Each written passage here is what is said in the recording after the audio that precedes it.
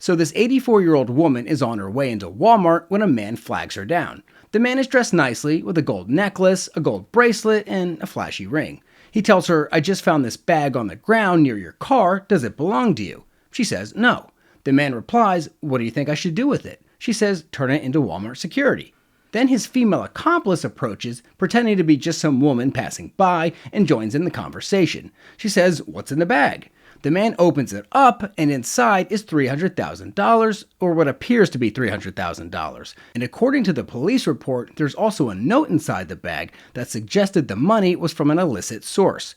Okay, I don't know how many bank robbers or drug dealers add notes to their money bags saying this money was stolen or this money was earned from selling drugs, but whatever. So after they see that the bag is filled with all this cash, the scammer suggests that they should all share the money. The 84-year-old eventually agrees. The man then says he has a friend that works at a nearby bank and will go ask him how they can keep the money without getting in trouble. So the man leaves briefly, and when he comes back, he tells them that the bank would exchange the money with fresh money from the bank, but needed to hold on to some collateral just as good faith to make sure the money was clean. The female accomplice suddenly says no problem and pulls out $50,000 and hands it to the man as her share of the collateral. The 84-year-old said she didn't have any money with her, but she did have some at home. So she gets back in her car, taking the other female who she just met with her, and drives home to retrieve some money and valuables. She returns back to the Walmart parking lot with $10,000 in cash, plus her wedding ring and some other expensive jewelry, totaling about $9,000. She gives it to the man, and he says, "Great,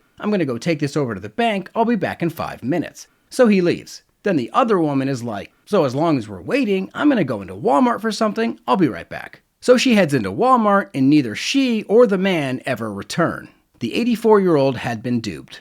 There's so many things wrong with this story, I don't even know where to begin. My heart goes out to this poor old woman, and the elderly are often targeted because they're very trusting and gullible, and clearly these scam artists are good at what they do, but I also have to say, what was she thinking?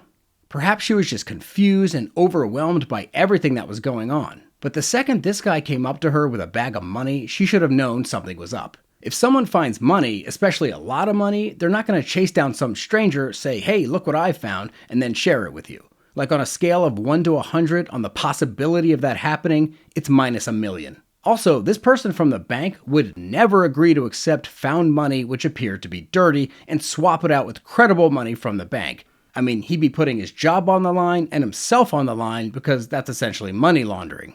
And when the female accomplice just so happened to have $50,000 on her for collateral, who the hell has $50,000 on them? The old woman's reaction should have been nothing less than, "Where the f did that come from?" And okay, she was tricked, I understand, that's fine. But when she goes back to her house to retrieve her portion of the collateral, why on earth would she take this stranger who she just met with her? That right there is dangerous all on its own, especially because now these criminals know where she lives. And obviously, once she surrenders $19,000 over to this guy, she probably should have gone to the bank with him, but again, she was a very trusting person and was probably very confused by the entire situation. I digress and will conclude by saying, if someone comes up to you on the street saying, "Did you drop this bag?" or "I just found this wallet, does it belong to you?" shut them down immediately, say no, and disengage from interacting with them any further. That's it for today's scam. If you enjoy scam stories like these, body slam that subscribe button because I post once a week. So until next time, keep your eyes open for scams.